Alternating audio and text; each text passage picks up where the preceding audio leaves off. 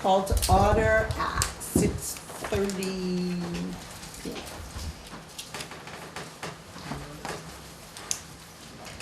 Present at the meeting are council members, President John Wilson, Kevin Charbonneau, Chris Vachon, Clark Curtis, staff members at the table, City Clerk and Treasurer James Johnson, Interim City Manager Karen Garrity, additional staff members in the audience, and please, if I don't see you, let me know. Rebecca Terrion. I just can't see over anybody's head. Mike Brown. Oh, Mike Brown. Thank you. I was like looking under. Thank you. Okay. Madam Mayor. Yes. David has his hand up first. Oh, I recognize Attorney David Rip. Madam Mayor, it's a matter of the camera angle. For those up front, it's kind of tilted towards the ceiling. Do you mind that we only see your heads? That's much better. Thank you. Thank you for that. Okay, the next item on the agenda is additions, deletions, or changes to the agenda. Do any council members have any additions, deletions, or changes to the agenda? I do. Yep. I recognize you. Let's see if I can make my chicken scratch here. Just to consider to ratify any actions taken by Ms. Garrity during her employment as interim city manager around the USDA Community Facility Disaster Grant in the amount of $119,637, as well as to make a resolution that retroactive to August 7th, 2023, Ms. Garrity, in the role of city manager, interim city manager, is the authorized official of the city of Newport to sign all documents of the USDA Community Facility Disaster Grant in the amount of $119,637. Are you going to share that with me so I can? Actually, I'd say one on that. Oh, okay. But I can, yeah. Also, just to entertain a discussion of the 9/11/23 meeting minutes to have them reflect. Bear with me one second. The 9/11. Yeah, 9/11/23 meeting minutes to have them reflect what was stated as recorded on Mr. Johnson's recorder and or the NEK-TV recordings.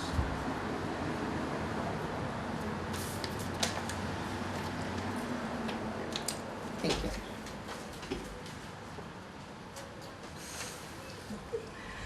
Okay, I have a motion to ratify the actions taken by Ms. Garrity during her employee as interim city manager around the USDA Community Facility Disaster Grant in the amount of $119,637, as well as to make a resolution that retroactive to August 7, 2023, Ms. Garrity, in the role of interim city manager, is authorized officially as the city of Newport to sign all documents of the USDA Community Facility Disaster Grant in the amount of $119,637. So that will be a motion to add that onto the agenda. Any discussion here? Did I have a motion? No discussion by the council?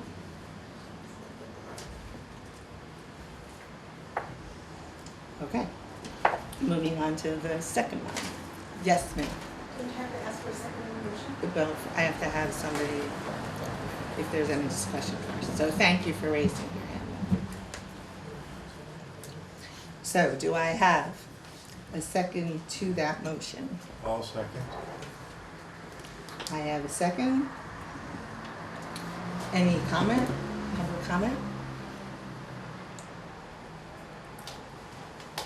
All those in favor of putting that motion on as an addition to the agenda, please say aye. Aye. Aye. All those opposed, nay. The ayes have it, and the motion will be put on to the agenda. Moving to the second. So that's gonna move that. I have a motion to add entertaining a discussion of the 9/11/23 meeting minutes, and to have them reflect what was stated is recorded on Mr. Johnson's record and/or any NEK-TV recording. Do I have a motion to add that to the agenda? I'll make the motion. Any discussion here? Do I have a second? I'll second. Public comment? All those in favor say aye. Aye. All those opposed, nay. The ayes have it, and that will be added to the agenda. Okay, so now let's adjust the numbers.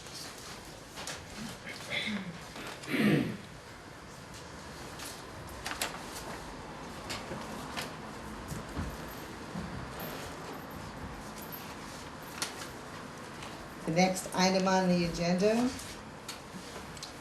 is going to be public comment. No, what did I miss one? Oh, I'm sorry. Forgive me. Approve the minutes of September 18, 2023. Is there a motion regarding that approval? I'll make the motion. I have a motion. Is there a second? Second.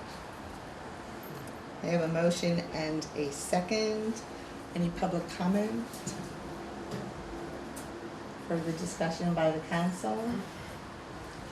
Ready for the question? All those in favor say aye. Aye. All those opposed say nay. The motion is carried.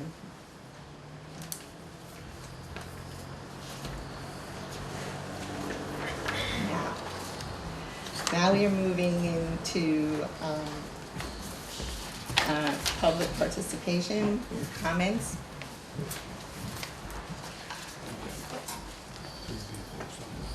Right, but I didn't get the. Okay, we're going to be opening the floor to public comment for each agenda item. Members of the audience are reminded that members of the press are present and that these proceedings are being recorded for current and future broadcast over the city's cable television channel. Members of the audience are further reminded that Newport City Council meetings are for the purpose of allowing council members to conduct city business.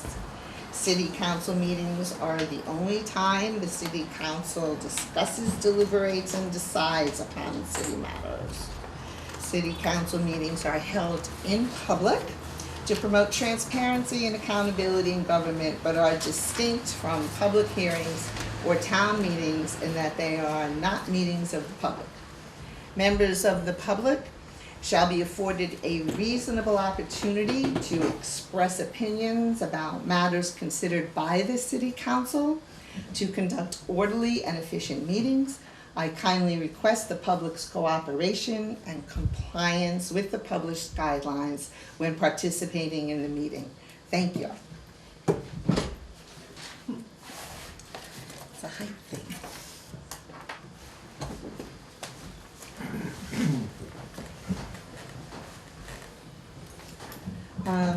The first person will be Melissa Patterson.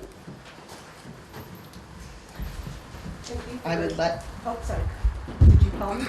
Yes, but I would like you to please use the microphone. Awesome, thank you, Mike.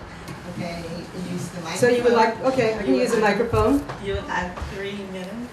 I thought it was 2. Anyway, it doesn't matter, I don't want to burn up my time. I just would like to make a comment from this side of the table. It's been bothering me, I can say, about the hiring process with the city manager. It just seems to have been kind of not run well, I should say.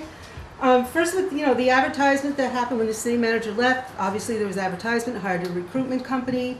That all went pretty smoothly, I thought.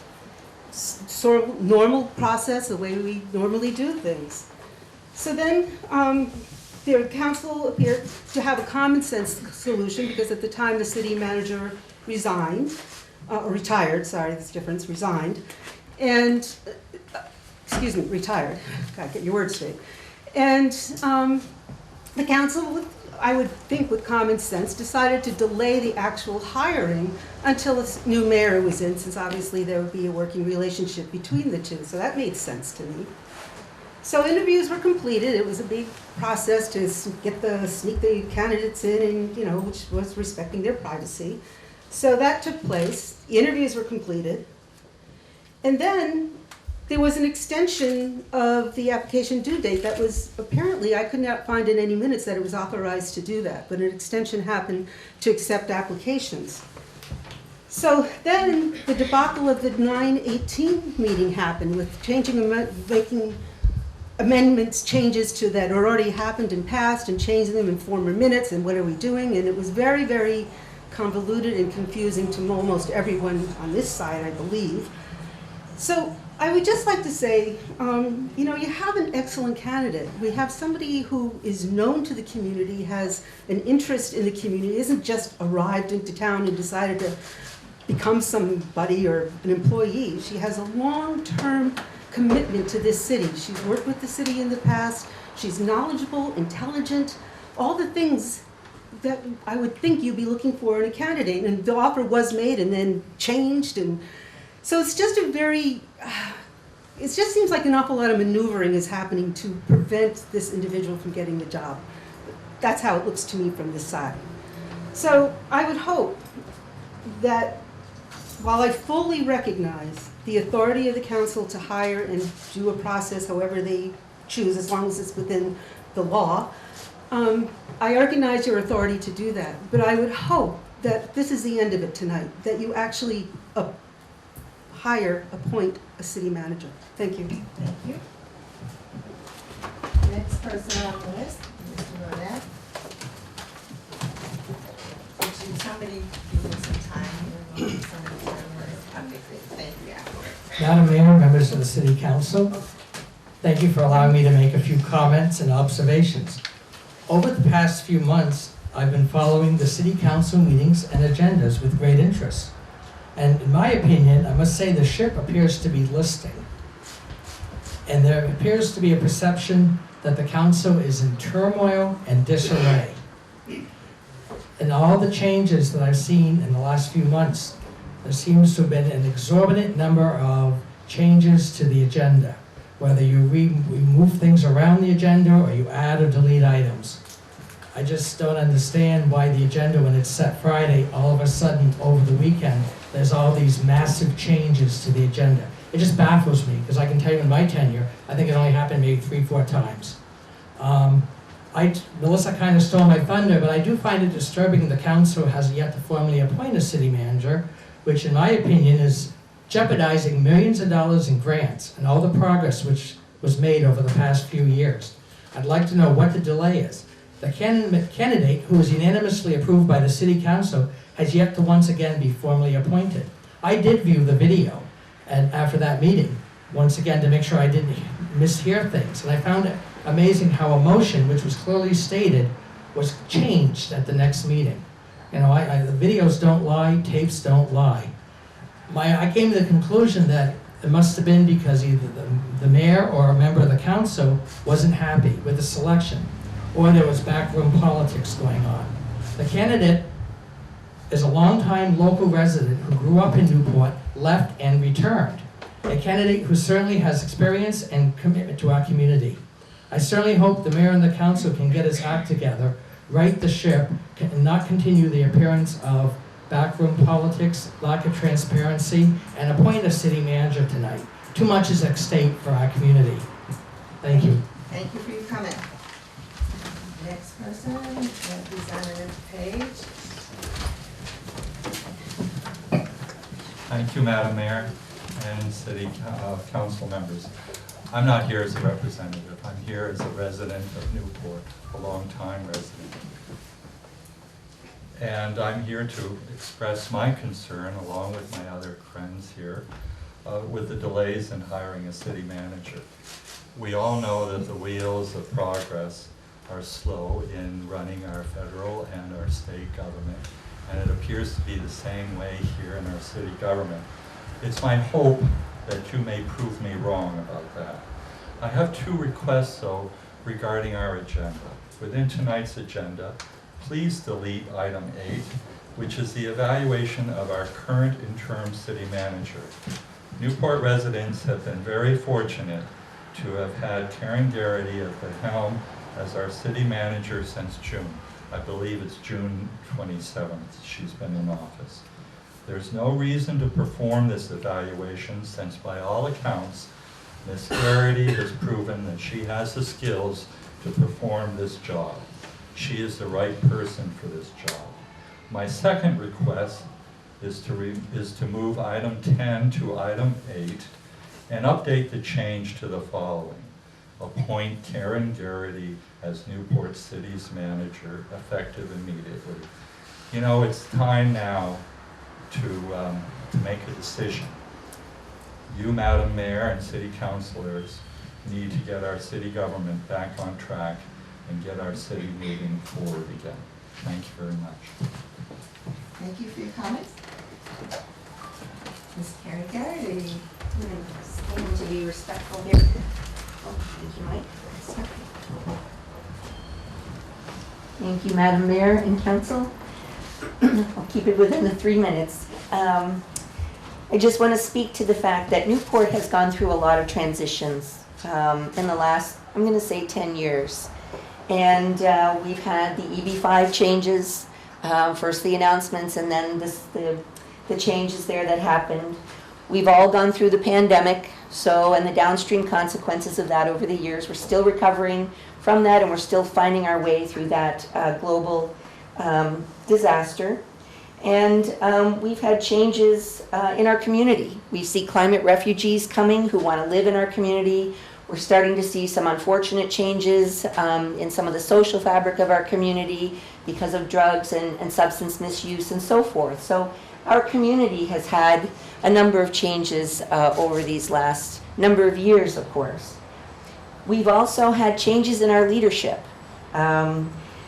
We had a long-term mayor retire. We had a long-term city manager retire. We elected a new alderman, Mr. Curtis.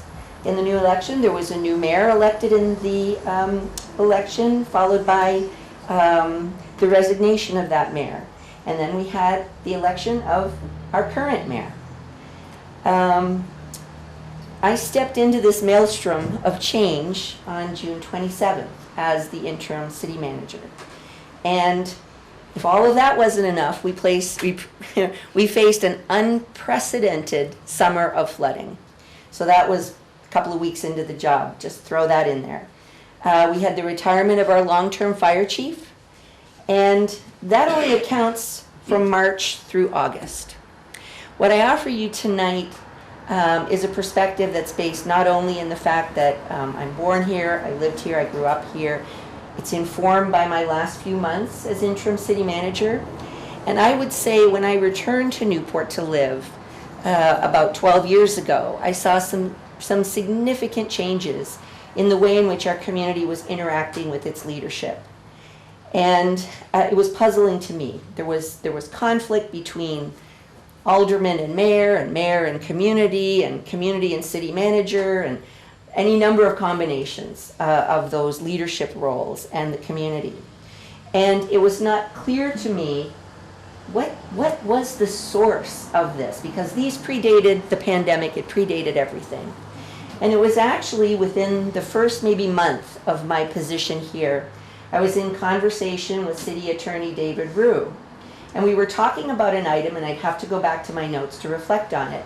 And he mentioned to me, he said, well, Karen, you know, there are at least At least, he said. Be careful what you're saying the attorney is going to say because it's confidential attorney-client privileged advice. Thank you. You're welcome. I will be careful in saying that factually there are at least 3 sources of authority to our leadership.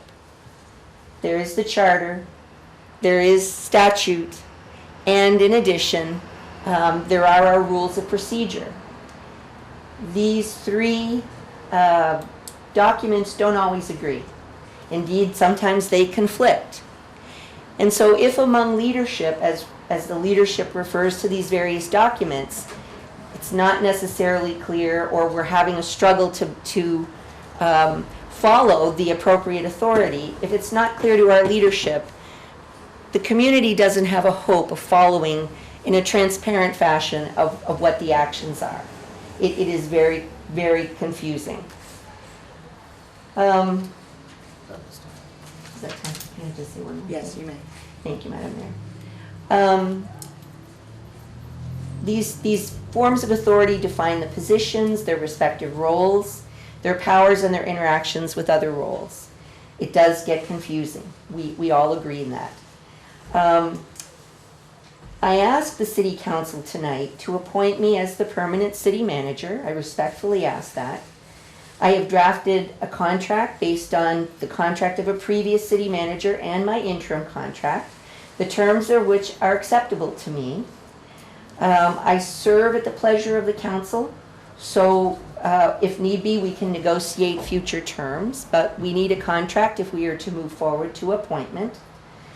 I ask this not really so much for myself, although honestly, I'd be pleased if there was an outcome in that direction tonight, but because the council needs to undertake the very important and exciting task of reconciling these various forms of authority into one cohesive directive that is transparent for the citizens of Newport to be able to hold their leadership accountable and to be informed about what their leadership is doing. I will distribute this suggestion to the council in this packet, but if we can do this tonight and if we can undertake as a council, it would be my great privilege to work with each of you, to work with councilmen, to the councilman and to the mayor to undertake this project for the future of our community. And only in this way can we begin to restore trust in our local government, which seems to have been what's been the problem over these number of years, and begin the rebuilding and the healing for our community so that we can move forward. Thank you for your time, and I appreciate it. I'll give you these copies if you want. Thank you. Thank you all. You better take this. Okay, so I have nobody else from the public. I would like to just say 2 things from some comments that I heard, which I think you would like to have clarified. It should be noted that the applications that did come in for this city manager position were all after the deadline, so that should address that issue. And as far as changing the agenda, sometimes legal counsel can't make it and they call you at the last minute and say, I'm sorry to do this, we need to change the agenda. So that has happened. Okay, so now, still having the floor as the mayor. A resident has had meetings with the interim city manager and the programs director regarding questions that were previously answered by the former city manager on the water and sewer fund transactions. Those questions were sent by email to the mayor. A motion was made and carried at the last council meeting, and it was approved that the persons looking into the water and sewer fund transactions would be the mayor and the council. The residents' questions were posed in good faith. The resident identifies as someone who is not an accountant and has a basic understanding of accounting and accounting principles. Yet the resident then goes on giving a detailed explanation of the distinction between cash and accrual accounting with examples. The resident then goes on to request an explanation of the appropriate calculation if any calculations are misplaced.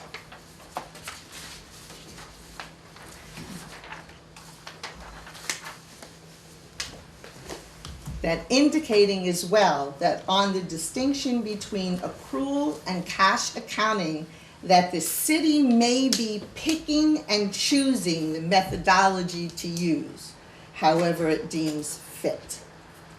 Since the mayor and the council will be looking at these transactions, I just wanted to clarify the methodology that is appropriate for government accounting used by municipalities and dispel any misconceptions. It is a modified accrual accounting method that combines accrual accounting and cash basis accounting. That is what is used by ordered by GASB, G-A-S-B-E, which is the code and rule under GAAP. Since the email was received and may have been circulated to others that may have given a misconception that the accounting methodology used by the city must be distinctly a choice between accrual or cash, and since the council and the mayor will be looking at this, and since the resident did ask for the clarification on what the process would be so that the proper calculations could be addressed, it is important for everybody to know that it is GASB, the modified accrual method, that is used by the city.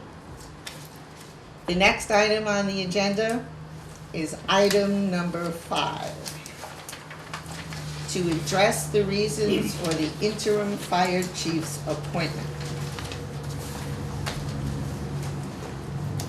I would like to provide some context that after appointing the interim city fire chief, the council forgot to provide the reasons for its appointment. The council would like to remedy that omission now, and I would like to give each council member an opportunity to provide reasons for the appointment.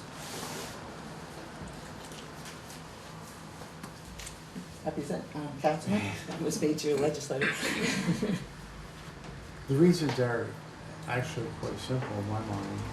He's a longtime member of the fire department and assistant chief. He was recommended by the departing chief. It was a fairly easy appointment. President? Yes, similar. There's a chain of command. When the head guy left, the number 2 man steps up into his place, which happened to be very competent, Mr. Lacoste. That's why he was selected. And as he told us, he doesn't want the job permanently. So the fire department is looking internally and we're searching out to try to find a replacement for him. But this was a no-brainer. He was the best man down there, and that's why we selected him as the interim fire chief. Councilman? Kevin gracefully stepped forward, has the full support of all the other firefighters. There was no controversy in him stepping forward, and it was an easy choice. Kind of reflective of what's been said, he volunteered, he has a good background here and has backed his choice, and as a department they kind of chose their guy. So, will somebody offer a motion to articulate what council members have said? Why do we need a motion? Because. So that we can move forward. I want something that says that you want to adopt the reasons because of what was articulated. Is putting it in the minutes just the recognition of the addressing of the reasons? We can have a motion for this, it would be better, so we can turn around and articulate it. Oh, David. has his hand up. Oh, okay, sorry. Attorney Root? Thank you, Madam Mayor. I just thought it would be worth noting for the record that this is in response to an open meeting law violation allegation that was acknowledged by the council at the last meeting. The violation, I believe, was dated September. The allegation of the violation, I believe, was dated September 9th. Thank you. Thank you.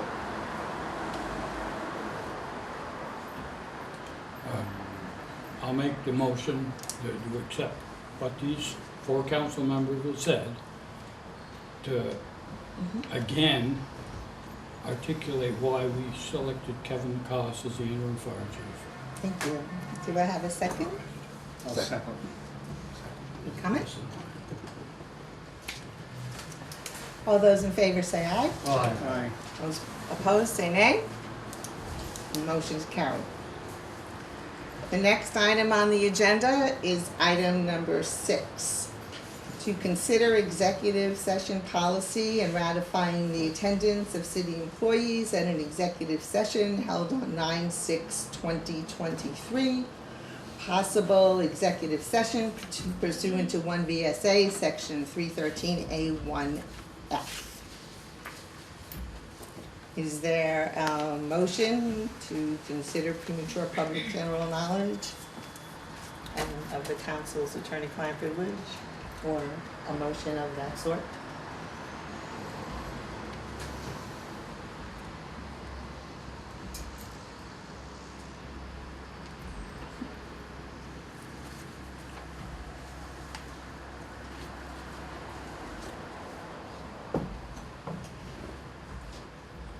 Ask Mr. Wolf if this is necessary. It is. I agree. You want to, need to ask the, Mr. Rue, would you like to step in on this? Are you looking for the language of a motion and or executive session No, regarding the finding needed? I think the question from the council is if it is needed. I don't necessarily think we have to have an executive session on this item. I can provide a brief synopsis of why we're discussing it, and then we can go from there. I don't think that there's much need for an executive session discussion. Essentially, the council held an executive session, and there was an allegation of an open meeting law violation because that alleged that the council violated the law by not naming individuals it wanted to invite into the executive session in its motion to enter the executive session. At the council's meeting on the 18th, I believe, and that was, the allegation was dated the 9th of September. At the council's meeting on the 18th, the council denied the allegation because the language of the open meeting law does not require the council to name individuals who are non-council members that it would like to invite into executive session. Nonetheless, despite the denial of the violation, we think it's a best practice and advisable for council going forward when it enters executive session and invites non-councilors into that session to name them in the motion going into executive session.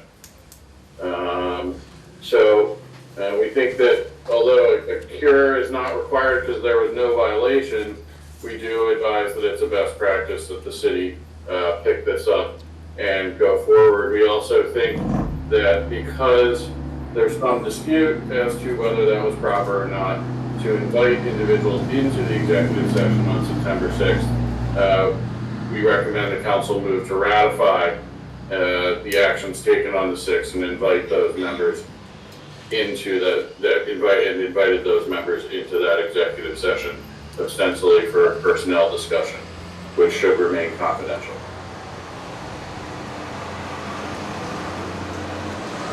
Need any clarification? Does anybody need any clarification? Councilman Curtis, are you good?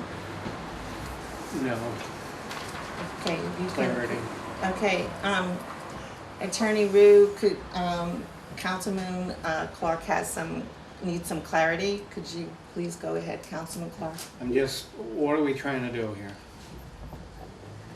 Well, the point is for the council to recognize that when it exercises its discretion to invite non-councilors into executive session, which is what the statute says, the council has the discretion to invite non-members into executive session, that when it moves to go into executive session, it names the non-councilors it will invite into that session. So, for example, if we were going to go into executive session to discuss litigation, we would recommend the council first make a motion that premature general public knowledge would place the council at a substantial disadvantage because it would risk disclosing attorney-client privileged communications about pending litigation to which the city is a party.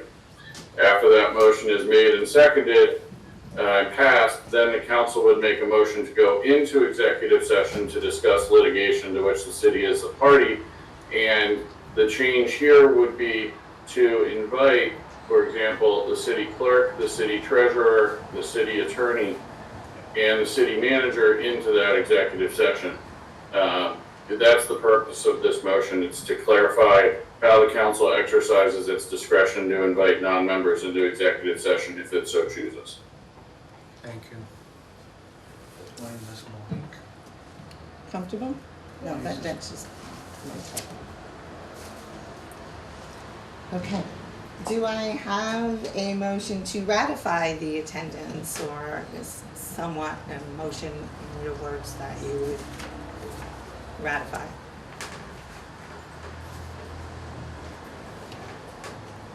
I move to ratify the attendance of the city employees at an executive session held on 9/6/2023. I have a motion for that ratification. Do I have a second? I'll second that. I have a motion and a second. Any comment? I didn't hear the motion, Would you repeat the? Try it. We will repeat the motion. Thank you, Councilman. I move to ratify the attendance of city employees at an executive session held on 9/6/23. And once again, I have a second. You're putting that date on it? Yes. And not going forward from here, as the attorney suggested? That I'm would feeling be a like that may separate have to be motion. two. I'm feeling like that would have to be two separate motions. I think so. Yes. This is the first motion. Kevin, it's basically the agenda item is what he's making the motion.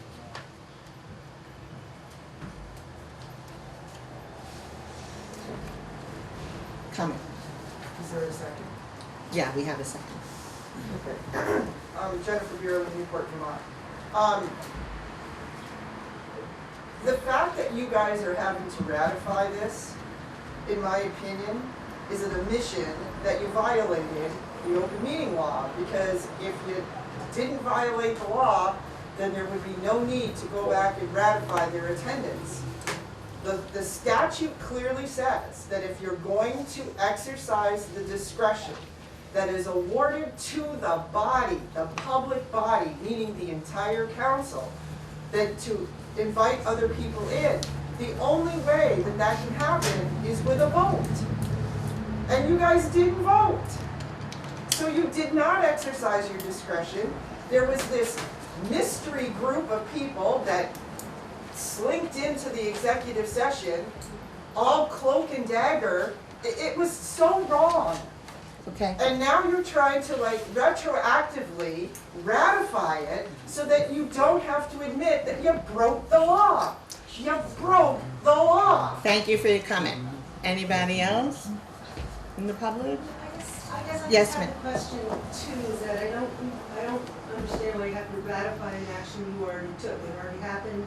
Why do you have to ratify and make it okay now, as opposed to, again, just moving forward with how you decided to, take the advice and going forward. So I guess as a member of the public, I just need more clarification on why it's necessary to ratify a previous action that's already said and done, and not just move forward with the advice from the attorney. Thank you for your comment.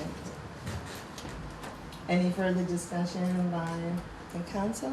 No, I have an attorney who has something to say. I just wanted to point out for the record that there was no action taken as a result of the September 6th meeting. So we are not ratifying an action, but we are instead ratifying what happened in the invitation into that meeting. Thank you, Counselor. Madam Mayor, Yes. one more. It's already back here. Okay, no further discussion? I'm sorry? No, we've already come back. She spoke, Who just, Ms. Burley. right, but I've already brought it back. We finished that and now we came back to Well, the council. I have a question for Mr. Yes, go right ahead. So what we're saying now, because we don't dare to do anything right now for fear of retaliation. But, so if Karen didn't take the job tonight, and tomorrow we're interviewing 5 more people for the city manager's job, in executive session, do we have to announce their names? I mean, but that's what we're getting to. They want the names of who came into this meeting. We're going crazy here now. Understood, and there are certain contexts where it's not appropriate to use names and instead identify the individuals by position, or in an interview situation, candidates. There are no specific rules requiring you to name people, you just need to identify people. And we have advised other clients in this situation that identifying them by position, be it an employee or department head or something else, is an acceptable way to exercise the council's discretion, especially when confidentiality is needed, for example, in hiring or personnel evaluations. Thank you, Counselor. Okay, I have a motion and I have a second. Ready for the question? All those in favor say aye. Aye. Aye. Opposed? No. Nay. I have 2 ayes and 2 nays. I cast the vote for aye, and the motion is carried. Can I have a further motion now to adopt a policy, please, that exercises that its discretion to invite non-council members into a meeting, keeping balance regarding confidentiality?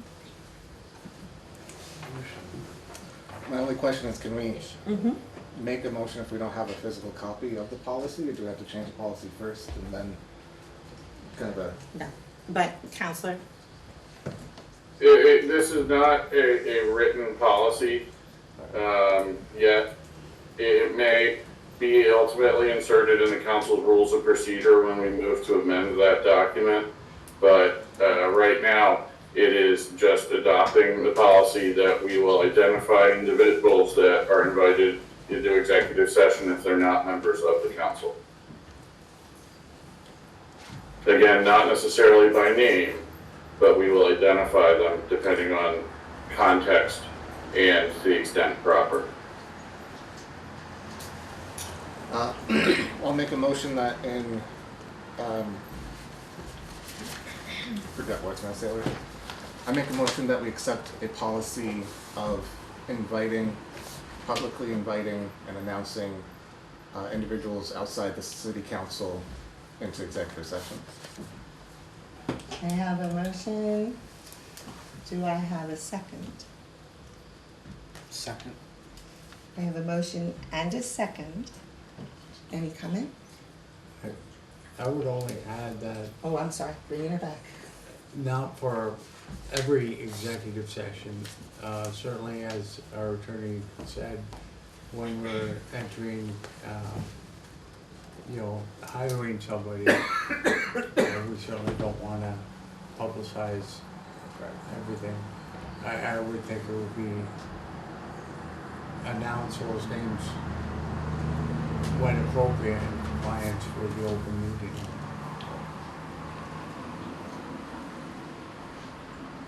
It should be Oh, fine. I'm sorry, was that a question? I didn't quite hear the Yeah. question.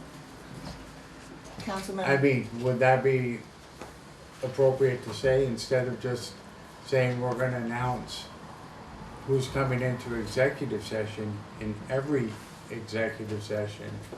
Should it not be, we're gonna announce the names when it's appropriate and in compliance with the open meeting law? I think that goes a step too far, and the council should just make a motion to identify non-members who will be invited into executive session. I have that motion. I have that second. I asked for public comment. Yes, That wasn't the motion that was made. David, it's something for. The motion has been changed. well, not yet. I mean, the motion and the That's my second. observation. Well, the attorney has restated, so we had a question from the council. We have the motion from the councilman and it was seconded, so nothing has been quite changed yet. Right, I paraphrased the motion that was made. I was not meaning or intending to make a motion or to suggest a motion. Now, if the council would like me to suggest an alternative or a friendly amendment to the motion that was made, I can do that, but I think that the councilor's motion is sufficient for these purposes. Okay. Ready for the question? Need a second. I thought I had a second. All those in favor, please say aye. Aye. Do I have two or three? I'm sorry, roll call. Three. All those opposed, say nay. Nay. And the motion carries. The ayes have it. Next item on the agenda is item number 7. Respond to notices of open meeting law violation received on 9/22/2023 and 9/24/2023. Possible executive session pursuant to 1 VSA section 313A1F. Do I have a motion to find that premature public general knowledge of confidential attorney-client communications providing legal services needs to be in executive session? In your own words, please.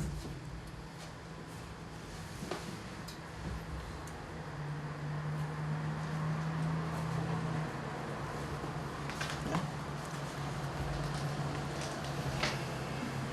Okay. Does it have to be executive session? You can ask Councilman, Council Rook. Did you hear that question? Yes. Yeah, I think for these two allegations of violations, the council would benefit from confidential attorney-client communications. And then it would be, I would intend that it be a relatively brief 10-minute executive session to address both, and then the council can come out and take an action if it's so inclined to do so.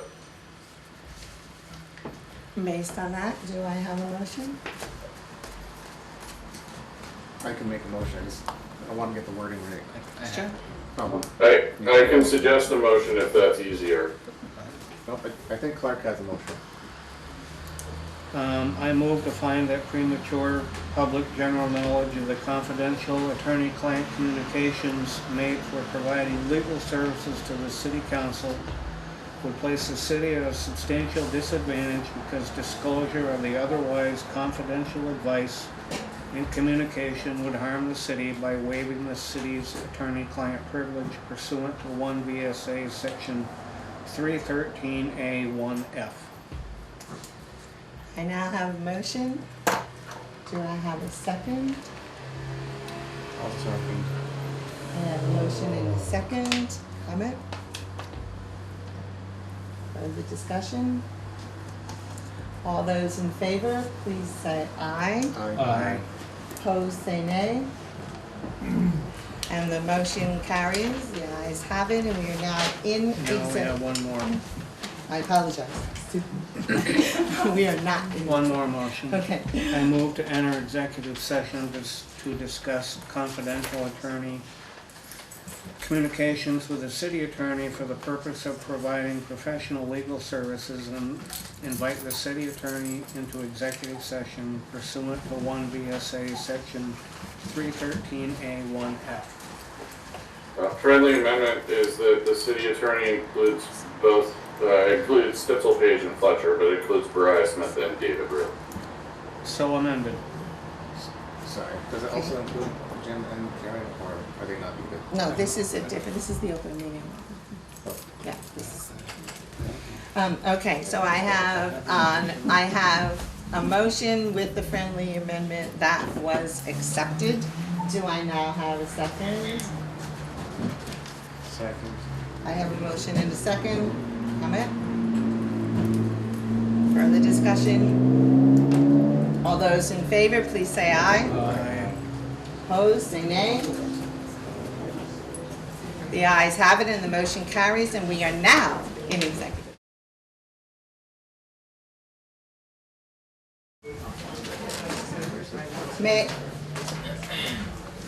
May I have a motion to move that the city council deny the allegation of the meeting law, open meeting law violation in accordance with Jennifer Bierling's letter dated September 22, 2023. I'll make that motion. Do I have a second?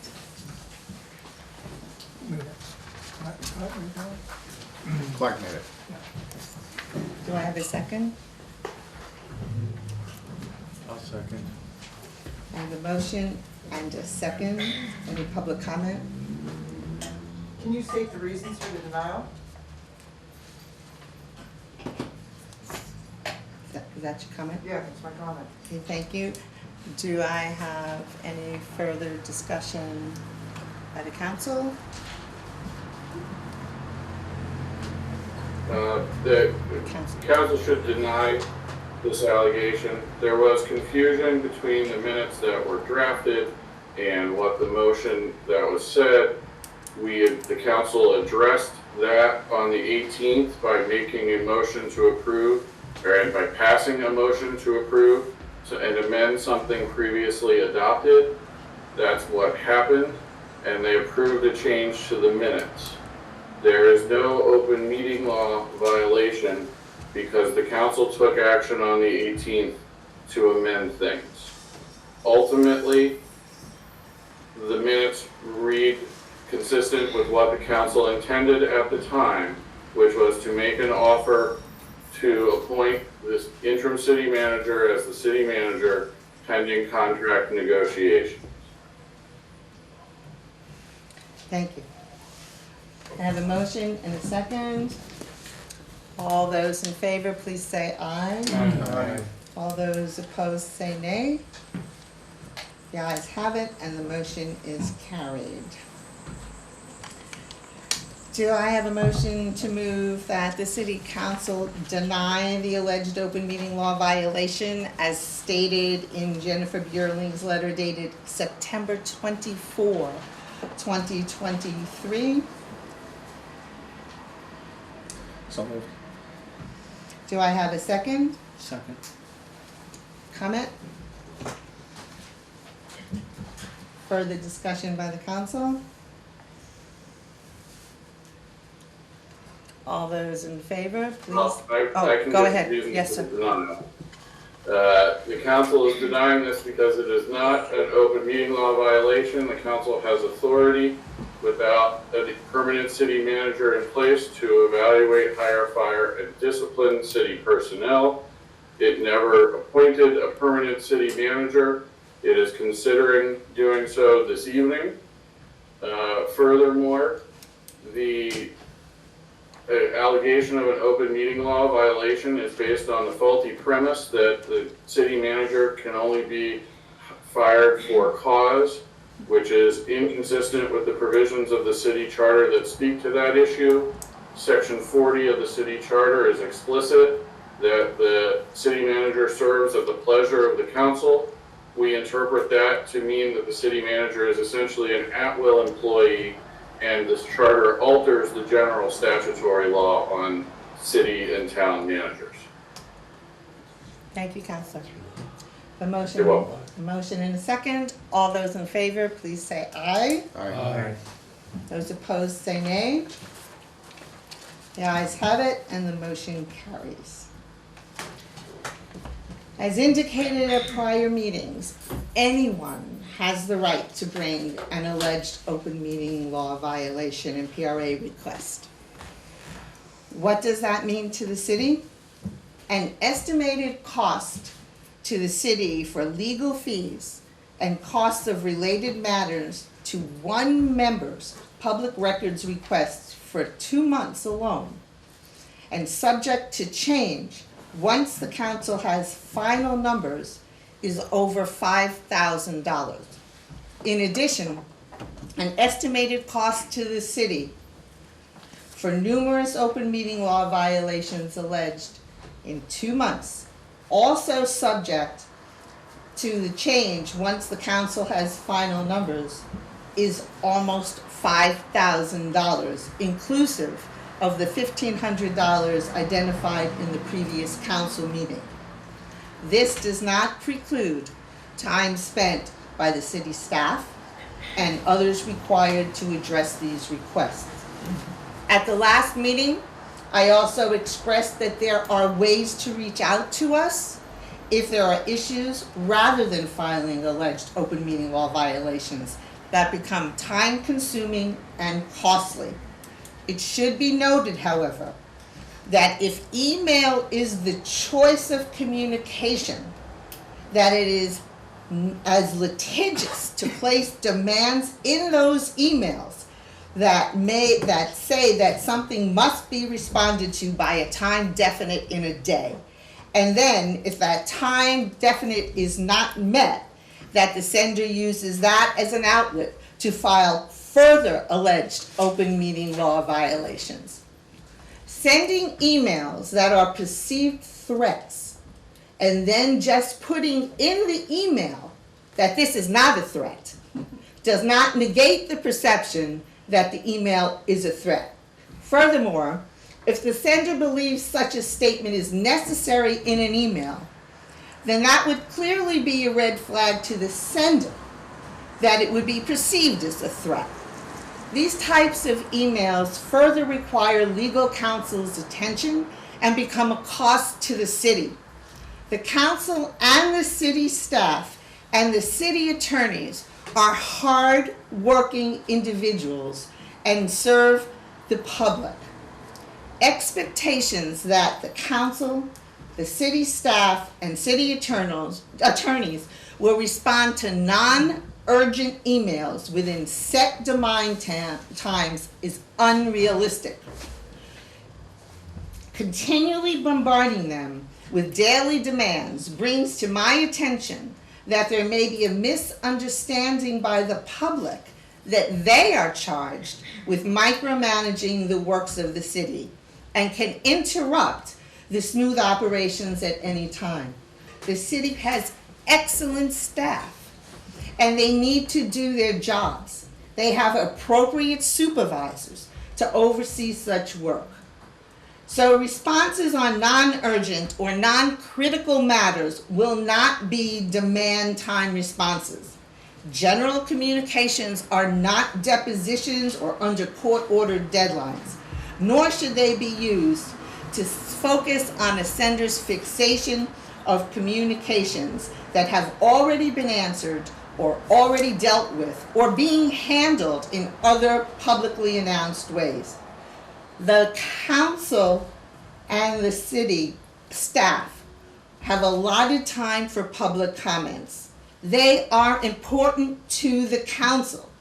So please, we ask of you, reach out to us. And as my favorite quote, John F. Kennedy said, let both sides explore what problems unite us instead of belaboring those problems which divide us. The next item on the agenda is number 8. Evaluation of the interim city manager, anticipated executive session pursuant to 1 VSA section 313A3.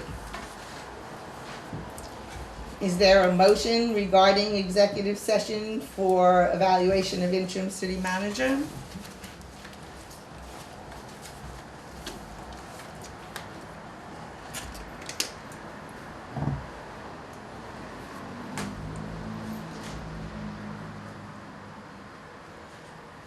No motion? Okay, no motion.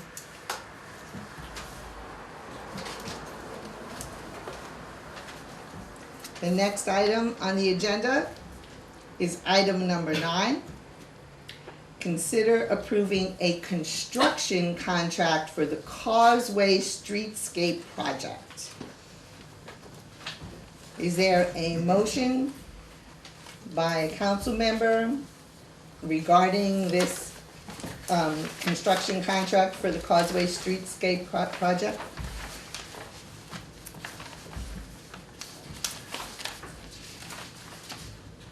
Was there anything in our packet? Yeah, I was gonna ask if we have that contract. Oh, give a little. I didn't know if Chris had some. No, I'm looking for the contract as well. I don't have anything. This one?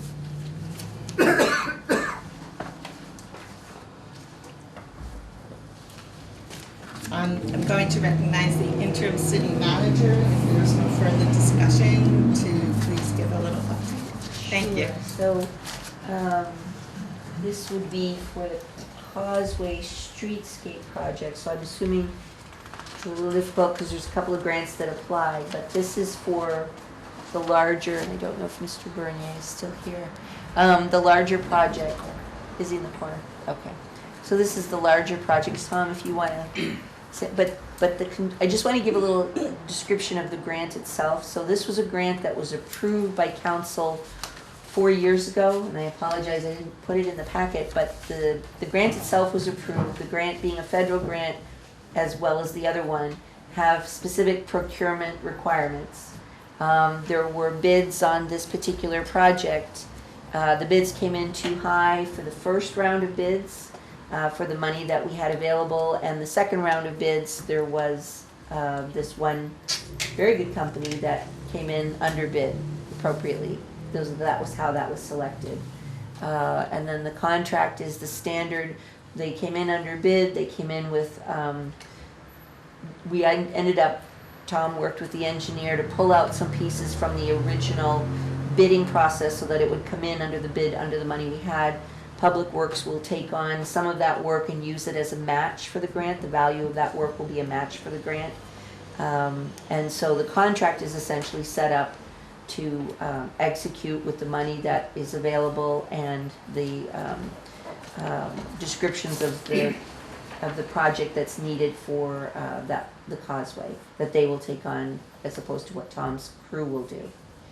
So it's essentially that. I mean, Tom, do you have anything else to add to that? No, you pretty much summed it up here. Yeah, the original bid was far too expensive for the city to afford, so we took out a large portion of all the groundwork that my crew will take care of. That has to be in place prior to the contractor coming in. He can't start any of his work until we've done our work. So it's critical that we get this project moving. Does this one here, is that underneath the infrastructure there? And the lights? The project itself, is on the causeway, so it's all 3 traffic lights and the streetscape lighting for the whole street. So we gotta do all the groundwork, the light poles and the pedestals and all the conduit have to be in place before the contractors, they're only doing the traffic lights and the mast arms and the controls. But we did take out trying to change that intersection, right? Which, The realignment of The the, you mean realignment. the Vista one? yeah. No, we took that out of the Because, project. That was, Yeah. railroad trying to didn't deal work. with the railroad, that was, Okay. it Then- wasn't gonna work. Then, yeah. So the controlling piece in selecting this contractor is obviously, in this case, the bid, and the ability to do the work that Public Works will not do. One last comment. Sure, go ahead. This is good, and the council approved it, what, 4 years ago? 4 years ago, Uh, yeah. It would be nice for a 4-year update for Yeah, maybe 2 new council members, so they know what they're voting on. yeah, absolutely. Are you done?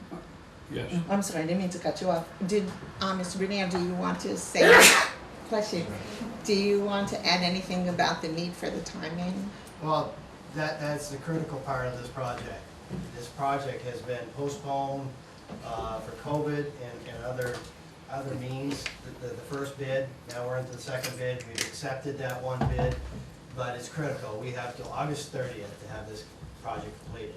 Some of the materials that need to be ordered are 6-8 months lead time.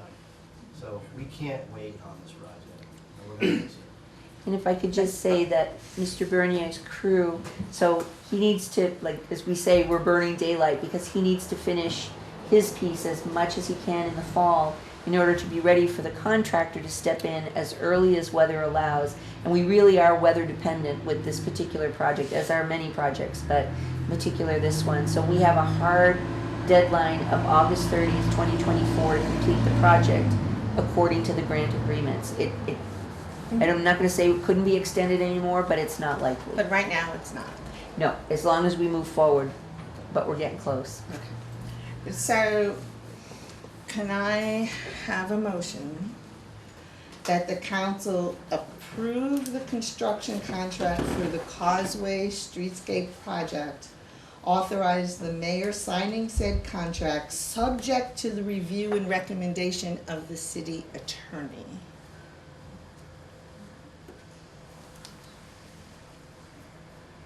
Has to be reviewed. Always in the past, the city manager saying, Right, but now we have to adjust it. boy, we don't even know, right now, amount. We don't even have the The amount. this was the 800,000 plus the We credit don't back. see it. Well, would you like further discussion, further explanation by the interim city manager of the grant? Or more than, she can do that. Why don't we do that? Why don't I? In public. Yeah, that's what I said. Why don't I recognize her? You're So she can wanting- explain it. You're wanting this approved and you signing it. And then, as soon as we appoint the city manager, which is the next item, Here's, then the city manager always signs those and approves them, not the This- council just approves it with this, giving the city this manager. particular contract was, on September 21st, had gone through with a signature that needs correction. That's why we're doing this. Okay. Which is why It was pulled back, and I that's made the why we're addition correcting. of ratifying, if that's possible. Okay, so you can go. But David's been Yes, everything. okay, Counselor? If I may, part of this grant process requires the city attorney to issue a certificate of authority that the council has properly approved the contract and authorized the signatory that has signed the contract validly. The charter says that the mayor is to sign contracts. Sometimes we designate the city manager. But in this instance, there was no previous motion approving the construction contract or designating the mayor to sign.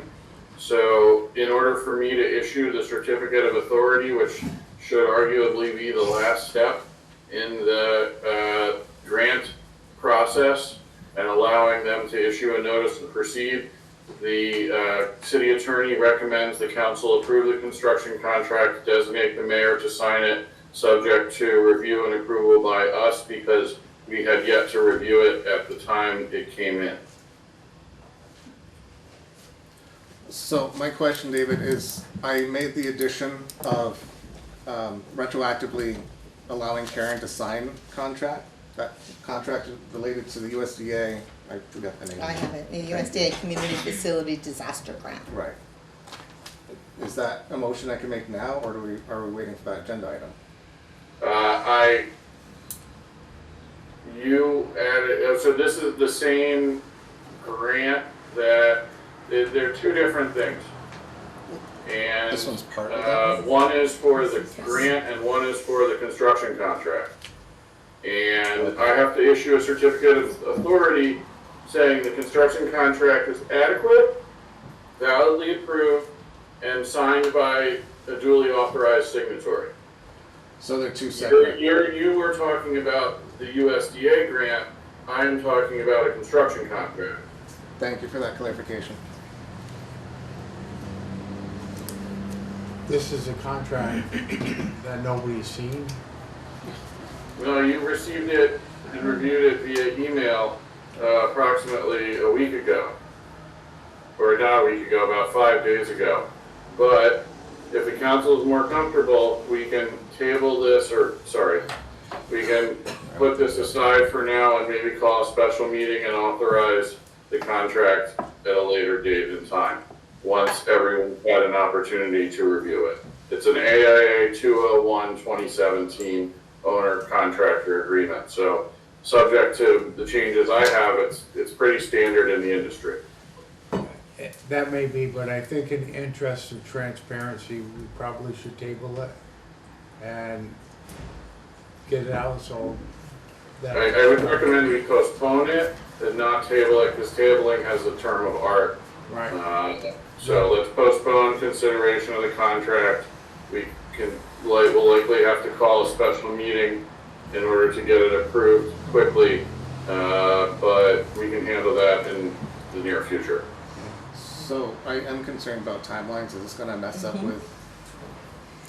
I would be concerned. I wouldn't be too concerned. We asked for a Word version of the contract from the engineer and still haven't received it yet. So, that was 5 days ago. We still haven't gotten it. It's very difficult for me to make changes to this agreement in PDF, and so I've been waiting before I can make the changes I need to make. So I understand the time for the construction project itself and the physical work that needs to be done, but the I's need to be dotted and the T's crossed, and we need to have a Word version to properly review it. So. Thank you, Councilor So- Kim. I recognize Ms. Garrett. Thank you, Madam Mayor. So, as always happens in life, so the engineer, Mr. Ruth, you may not receive an email from him because he's retired. So he just had his big retirement party, so we're in transition with that. I do also know because of somewhat of, not because of our delay, but in part of that, there have been other changes made to perhaps the contract that the council just reviewed. So I was just made aware that there are other changes, so I can send that out. I can see if I can get a Word version of that for you as well. So there've been some changes, I think, in flux since you've seen this contract. Okay, so good decision to postpone because we weren't aware of those, and we'll take this up as quickly as we reasonably can. So can I have a motion to postpone the approval of the construction contract for the Causeway Street project? Streetscape. I'll make that motion that we postpone the contract until everything is ready. I have a motion to postpone. Do I have a second? Second. I have a motion and a second. Any comment?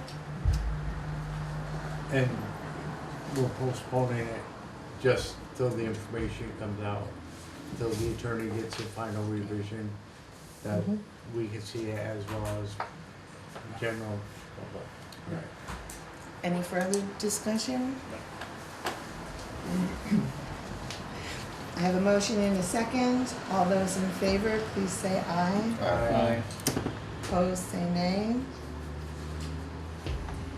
And the ayes have it, and the motion carries. Point of order, just Yes. when we get the item that was added to the agenda, you can recognize it, but then skip over it in light of the postponement. Understood. assuming that's acceptable to council.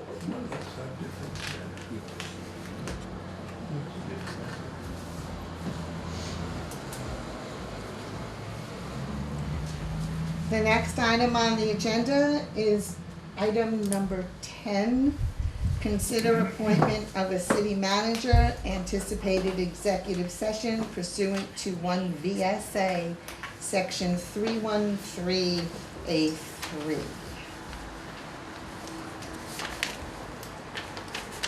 Is there a motion regarding this consideration to find that premature general public knowledge of the council's discussion with the city attorney of a contract to be offered to Karen Garrity would clearly place the council at a substantial disadvantage, as it would reveal the negotiation strategies and positions of the council and waive the confidentiality of the city's confidential and privileged communications pursuant to 1 VSA sections 313A1, A, and F. Is there a motion?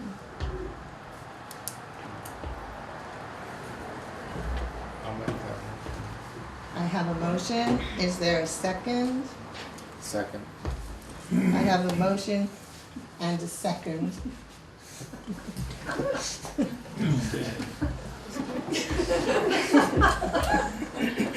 have a motion and a second and a dead flag. Any comment? Madam Mayor, I represent Karen Garrity on this issue. Thank you. David, are you listening? Can you hear me? I can hear you loud and clear, bud. Good. We do not believe that the negotiations for this contract have taken place. And negotiations are a prerequisite to the contract. The Supreme Court has ruled in the Caledonia case that negotiations can be private, but they're not a part of the right to public meetings or executive sessions. Our position is Karen has presented a contract that would appoint her at her current salary with the same benefits under Section 40 of the city charter, which actually we believe controls. Therefore, there's no reason to even conduct private negotiations because she serves at the pleasure of the council, so any 3 council members can terminate her employment. This would allow her to become city manager, and the city later on can appoint its number, or it can do it as a whole with the city attorney and Karen and myself as her attorney to negotiate new or additional terms to the contract which she has put before you tonight. Thank you. Any further comment? Counselor? I appreciate Duncan's position on this. I think Duncan I think Duncan is correct that we have not engaged in contract negotiations yet. That is why we are going into executive session to discuss contracts. I also think that Duncan would never advise a client to sign a contract that he has not reviewed. And while Duncan is a capable attorney, I cannot in good faith advise my client to sign a contract that I haven't looked at. And if Duncan and Ms. Garrity are patient, there's a good chance that they may see another version of a contract in the very near future. But we haven't seen one yet. I hear you. If you give me 10 or 15 minutes, you may see one and we can conduct some negotiations. But I gotta talk to the client first. Okay, but... And I'm sure you understand, Duncan, that I can't let them sign a contract that you presented tonight without looking at it. That's right. I agree. But we will take it under advisement, and I'm sure that if there are 2 versions, the parties can work them out in good faith over the coming days. And what are you saying, David? Well, I have to talk to council first, but Right. I'm saying if there are two versions of a contract, Right. we can work out the differences in good faith and negotiate in the coming days. Publicly or privately? Because our position is it's not subject to executive session. That you can't, okay, so just so we understand. We can have private contract negotiations between attorneys and principals without violating the open meeting law. Except we haven't had the contract, and we have been told that the contract was in fact already provided to the, we understood that certain officials in the city had said to members of the public that we had a copy of the contract from a certain city official. I don't know what you're talking about, Duncan, I'm sorry, Okay. but to my I'll provide knowledge, you with that. to my knowledge, that there hasn't been any contract even approved to offer to Karen by council at this time. There may be soon, but at this time, the council has not approved offering a contract to Karen. Okay, so the purpose of the motion, though, was to consider her appointment, but without the ability for her counsel to negotiate with the city and/or you as a designee. So that's the quandary that we face. I see, and if you exercise some patience, I think you will find out soon that we will be effectuating the agenda item as warned, for lack of a better way of putting it. Thank you.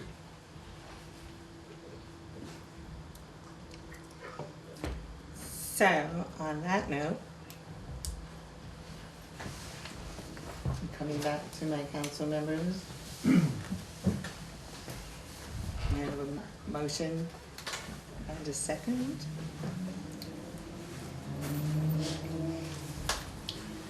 All those in favor, please say aye. Aye. All those opposed, say nay. The ayes have it and the motion is carried.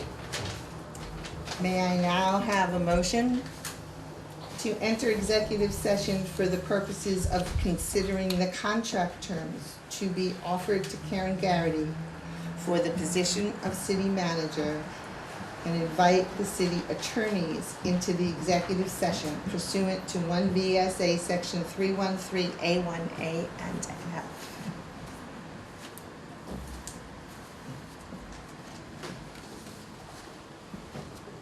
Is there a motion? Clarification, are we considering the appointment, I'm sorry, considering the contract? Contract terms.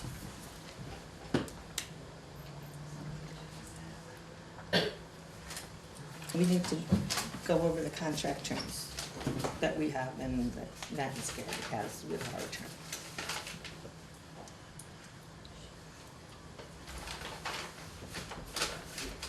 So at this point, the council should be making a motion to enter into executive session for the purposes of considering contract terms to be offered to Karen Garrity for the position of city manager and inviting the city attorneys into the executive session.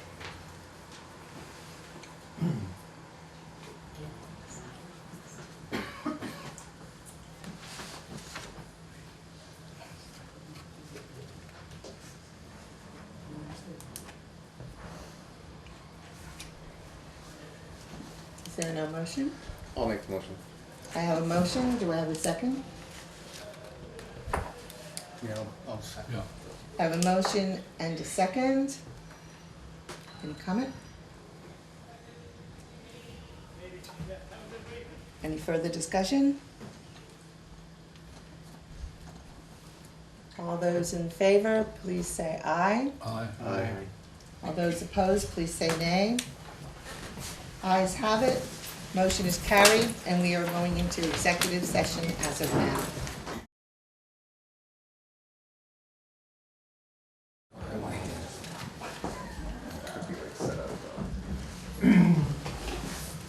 Okay, ready?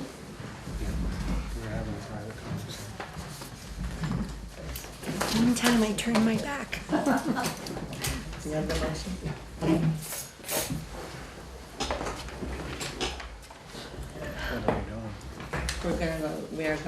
We are out of executive session and no action was taken. We're going to go back into this motion here.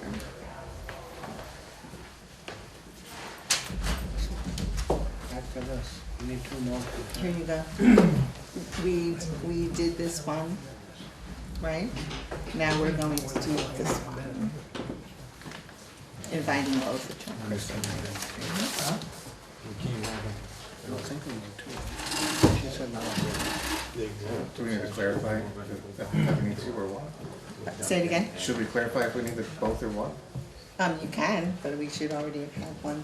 But yes, go ahead. Mr. Rue, is this a two motion executive session and just? Yeah, it's just go through the two motion process.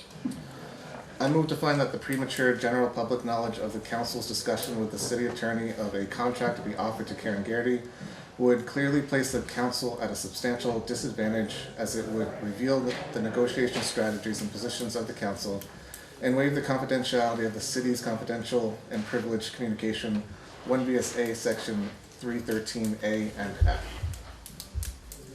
I have a motion. Is there a second? I'll second. The motion in a second. Comment? Further discussion? All those in favor, please say aye. Aye. Oh, we already brought it back. All those opposed, say nay. Mine was on as well, sorry. I got distracted. Right, all those opposed, say nay. The ayes have it, and the motion is carried. Okay. Now, may I please have a motion to enter executive session to consider the terms of the contract to be offered to Karen Garrity and consider the appointment of Karen Garrity to the position of city manager pursuant to 1 VSA section 313 A1A and 1 VSA 313 A3, and invite Karen Garrity and her attorney and our attorney, the city attorneys, into the executive session. Do I have that motion? So moved. Do I have a second? Second. I have a motion and a second. Any comment? I'm going to address Mr. Rue. What is the purpose of the executive session? I've just heard a motion that has two parts. Are you going to negotiate? Because our position is negotiations do not take place in a public meeting. They take place privately between the parties. So unless it's made clear as to what is going to happen in executive session, we cannot find that you have a legitimate reason that you will be at a disadvantage or we will be at a disadvantage. And the court requires, in a declaratory judgment action, that you state the grounds for where the city is going to be at a disadvantage if they do not have executive session. So that's our position. Thank you. They stated in the first motion what the disadvantage was, and while I agree negotiations do not have to take place in an open meeting, they can, and that's what the council has chosen to do now. It is not precedent setting necessarily, and there is no prohibition on the council conducting those negotiations in executive session. They don't have to be, but right now they are for ease, and there may not be a negotiation. That depends on the tenor of our discussion. So it may just be, here's a draft contract for you to review. But frankly, it is not a public record. It is a draft contract, and it should remain confidential. Except negotiations do not take place in an executive session of a public meeting of a public body. They take place by agreement of the parties. So under those circumstances, if you contemplate negotiating within an executive session, our position is that's putting the cart before the horse. We negotiate, and thereafter, the council decides, and they can do it in executive session, whether they are going to affirm the agreement that we may have reached during negotiations. That's our position. Fair. So if we enter executive session, you're invited to it. We may not engage in negotiations if you don't want to. That is fine, but we're calling an executive session for attorney-client privilege communications and negotiations. And negotiations. That was in the language of the motion that was made. And that's my point. Negotiations do not. That's fine, but we need to make we made the motion and it's passed. You can't change it now. I don't intend to If you change. don't want to negotiate, that's okay. There's nothing wrong with that, but we needed that to go into one of the two bases for going into executive session. And our position simply is that is not a legitimate purpose for an executive session under a public meeting or within the context of a public meeting. So as long as the record is clear, then we'll proceed as we see fit. Any further comment? I have a motion and I have a second. All those in favor, please say aye. Aye. All those opposed, say nay. The ayes have it, and the motion is carried, and we are in executive session. By your client, would you agree to that? I would agree to that, but I would expect that you would forward to us, depending on what the council does in executive session, a copy of the terms of the contract, which we would agree to hold confidential. 100%. We are going to give it to you in executive session, so So, that's why you're invited. thank you. Now you've made it clear. I can't give up everything, Duncan. You know that until the time comes.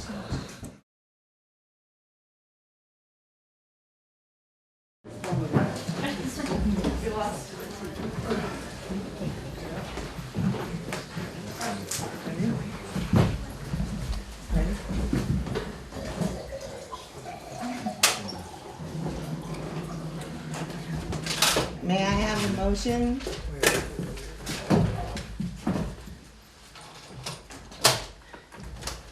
Ready? I'm ready. May I have a motion to appoint Karen Garrity, city manager, subject to her acceptance of the contract offered for the position dated October 2, 2023, and for such offer to remain standing until rejected, countered, accepted, or until the call to order of the next regular city council meeting, whichever occurs first. I'll make the motion. I have a motion. Do I have a second? Second. A motion and a second. Any comment? Further discussion? All those in favor, please say aye. Aye. All those opposed, say nay. The ayes have it, and the motion is carried. Madam Mayor, can that motion be put on the website or emailed? I just need the exact verbiage of it. I'll get you the verbiage. The next item on the agenda is item number 11. Presentation updates from the Newport City Downtown Development, NCCD. Recognize Richard Efford Chase. Thank you. You are Yeah, very so- welcome. Up top.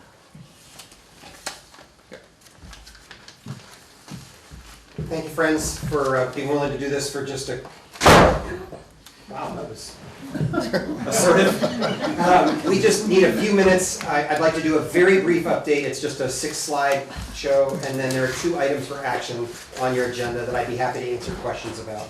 So just as a precursor, y'all, I think mostly heard me say this before, but Newport City Downtown Development is the former Newport City Renaissance Corporation.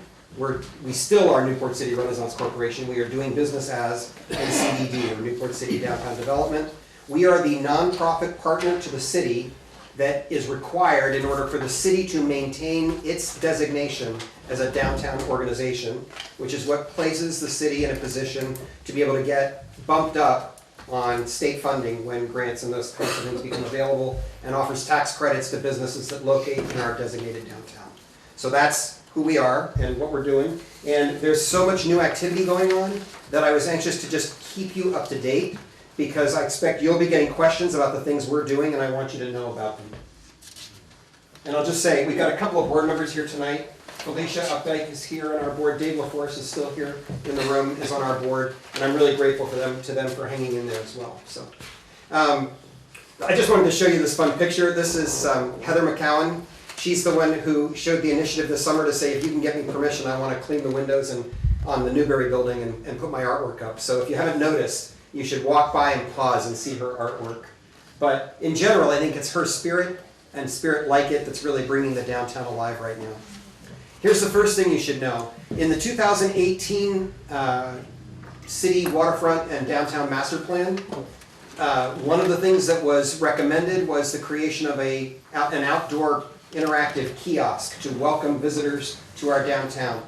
And there have been folks working behind the scenes ever since to try and make that come together. I inherited that project 2 years ago when I became a part of Newport City Downtown Development. We wrote it with help from Mike Welch and NCIC. Back in January, we wrote it into a USDA Rural Business Development grant that we were proposing, and we got the full funding for this part of that grant. So we now have a $30,000 grant coming from the federal government, USDA.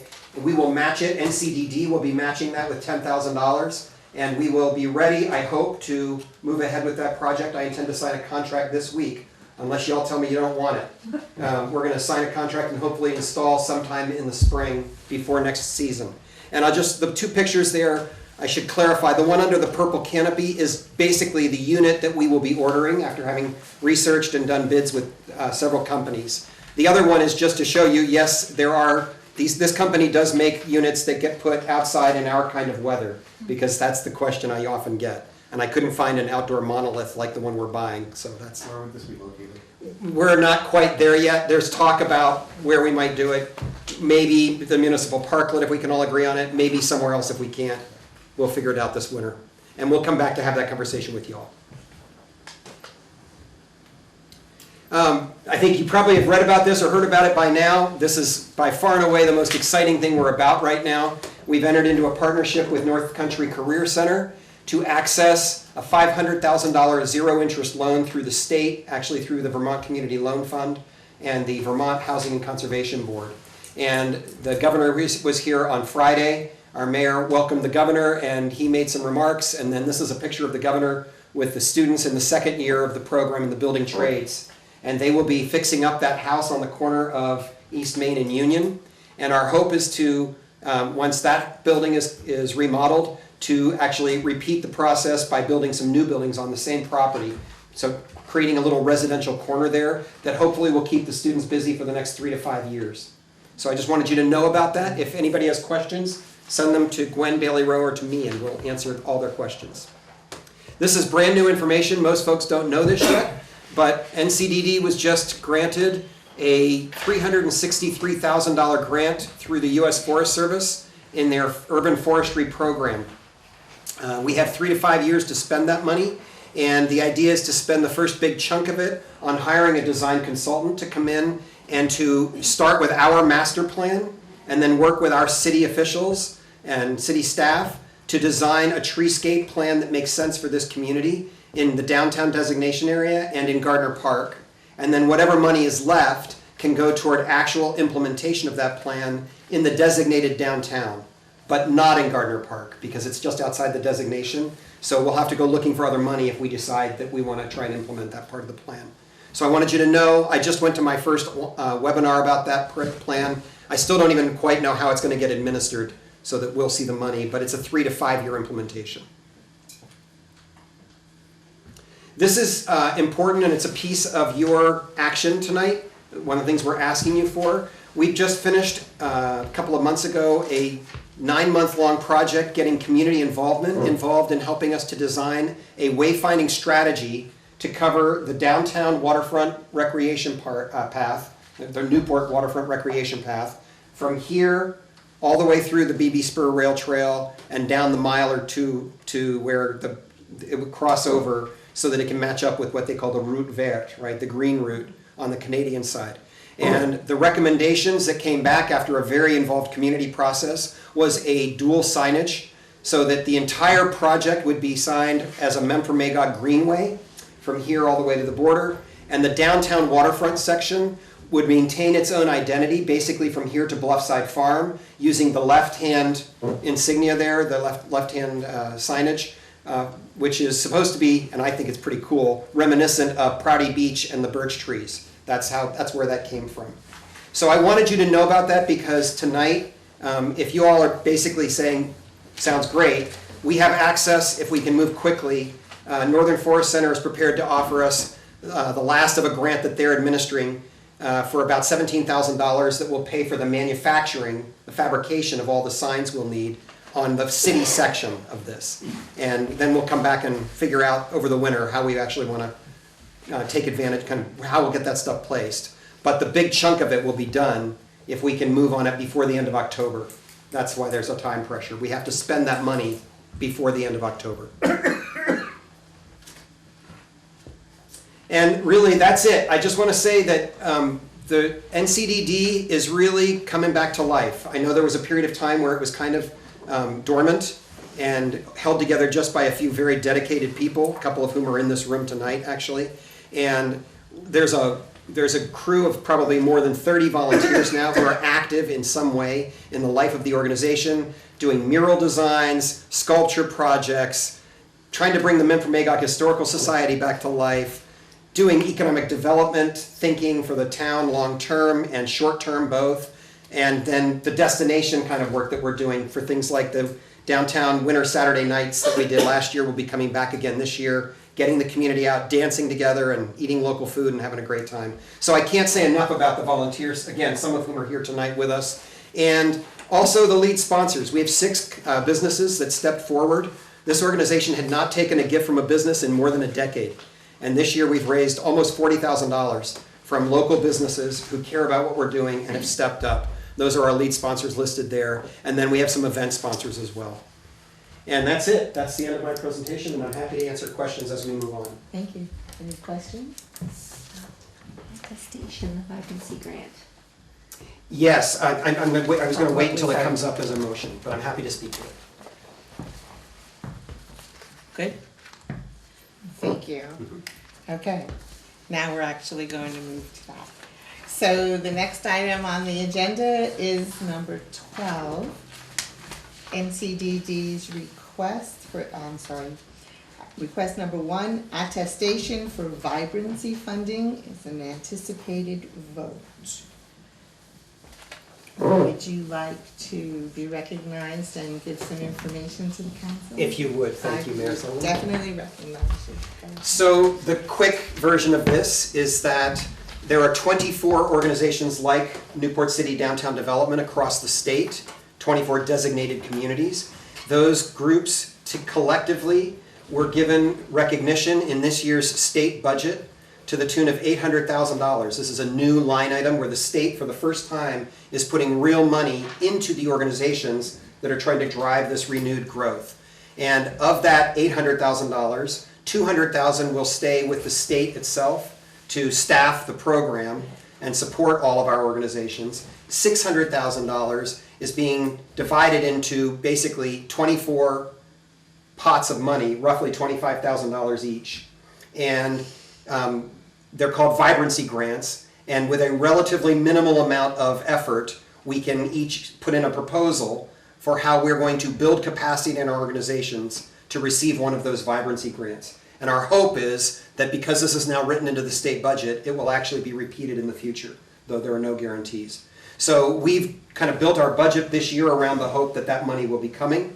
One of the things I didn't know until a few weeks ago is that the state requires an attestation from our select board, or in this case our city council, that says that you all recognize that this is designed to be capacity building and will not immediately move to lower the funding in some other category that we are receiving. That's, the state's trying to head that off. I don't know if they can get away with it, but whatever. I just wanted you to know that's kind of the background on how it works. So that's what you're being asked to do tonight, is just sign that attestation so that we can go ahead and apply for that $25,000 fund. Thank you. And would you like to add anything, or are we good to go? Okay. May I have a motion regarding the attestation for vibrancy funding?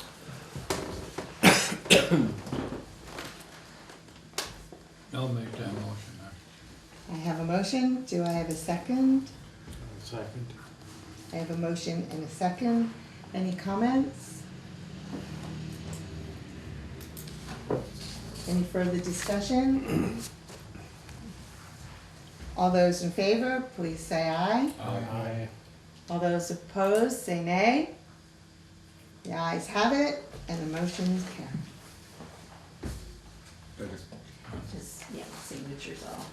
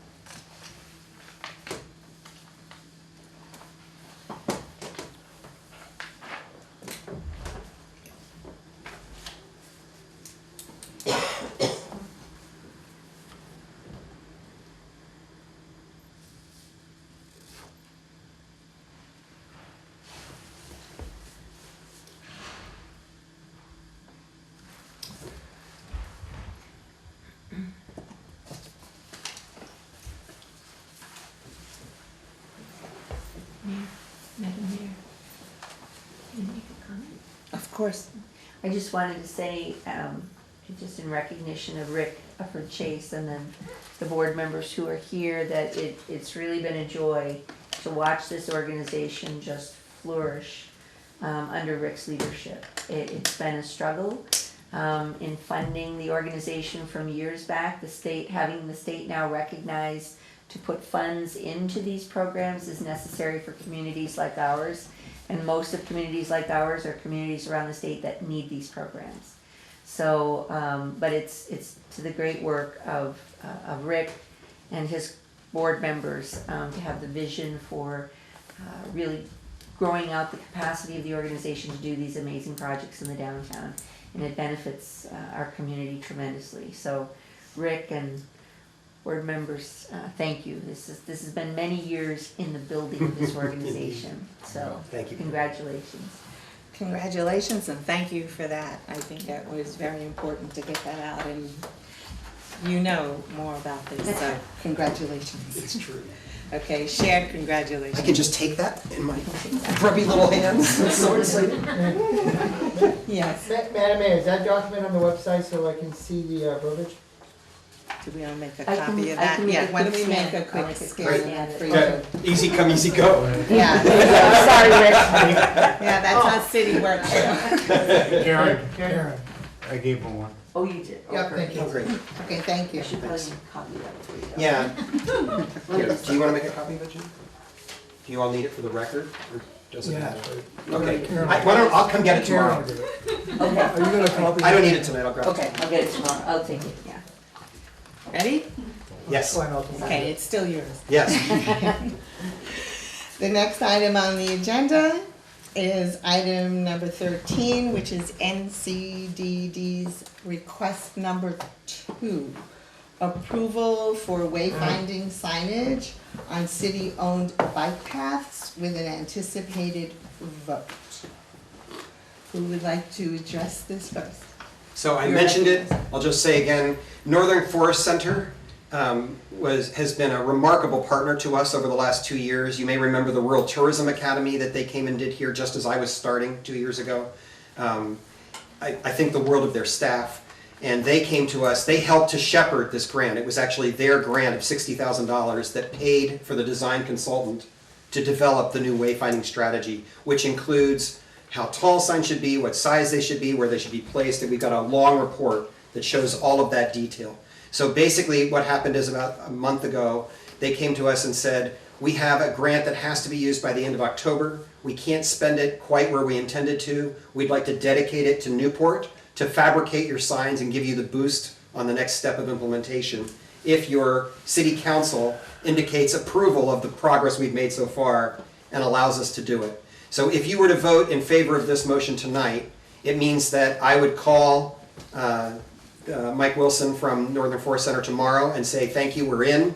And he would then work out the details. They've already got a contractor they worked with me in the past on a project over in Millinocket. They will fabricate the signs. And then the last 2 steps to actually have the signs up will be the cost of buying hardware and fasteners, which I expect we'll actually be able to absorb in our budget, and then determining how they'll get installed. And we'll either sweet talk the city into helping us with that, or we'll find a way to do it. Sometime this winter we'll work out the details. I just don't want to miss the chance to fabricate the signs. And I'll just add a quick. Sure, please go ahead. It's the last step in what has been a long process to unite to create this waterfront trail from Newport to the border. And the wayfinding signage it's been a dream of several people for a long time to have these signs created, put on the trail, recognize the different segments of the trail. And so, again, under the leadership of the current staff and board, this will complete that longer project, which is really an economic driver for our community, to have the wayfinding signage, to unify it as the Memphremagog Greenway. Great concept, great work, and I'm personally very pleased to see this happening, and I know the rest of the community is as well. Thank you. Yes? I have a question. Is this going to also go on the Canadian side on the trail that goes to Ayers Cliff? So we have been talking with colleagues about what we're doing and trying to make it complementary. But at the moment, there's no assumption that they will adopt the language of Memphremagog Greenway. I think what's more likely is where the two come together right at the border there in BB. Well, the problem is you can't cross there being a biker. You have to go all the way to BB, cross, and pick up the bike trail about a That's quarter right. mile out of town. The signs will take you down that road to BB in order to do it. You're exactly right. Yeah, no, I've done it. No, but what I'm saying is, Yeah. it's I designed. mean, it would be wonderful if they would adopt the same signage. Maybe. Maybe.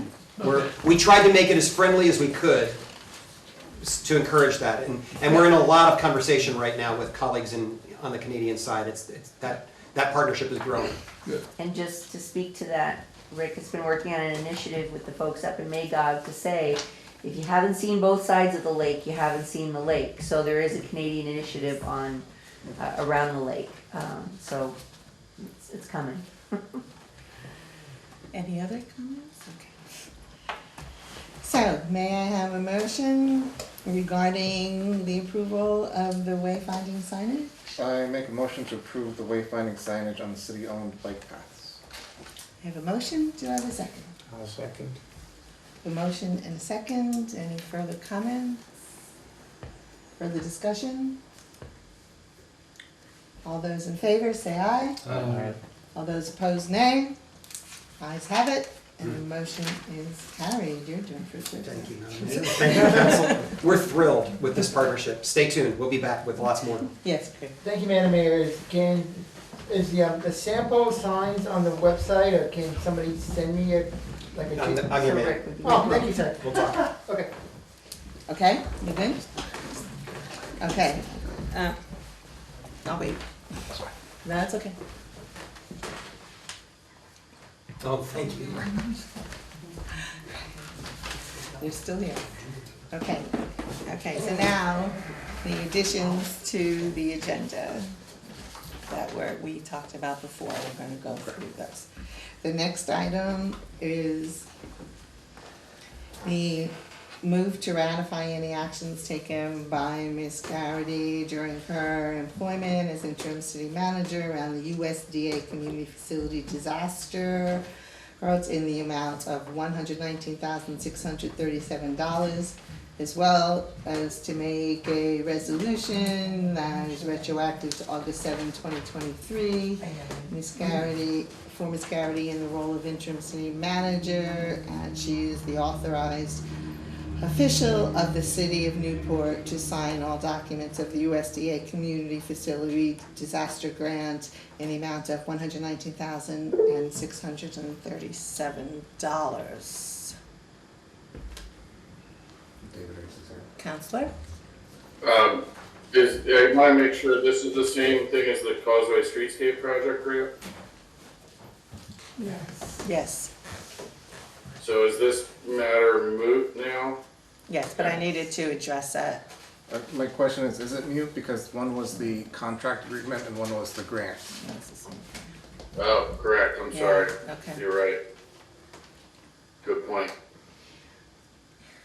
Ms. Garrity? There's nothing to sign for the grant, because the grant has been Is it executed. executed, right? So it's the contract, it's the contract that I signed. So So that's, we should ratify actions taken but not authorize her to be signatory at this time.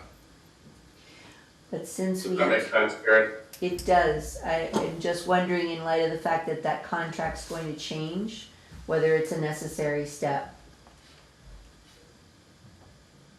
Ratifying any action? Right. Because it was signed under that agreement, but now, as presented, but it's gonna change because of what just came in today.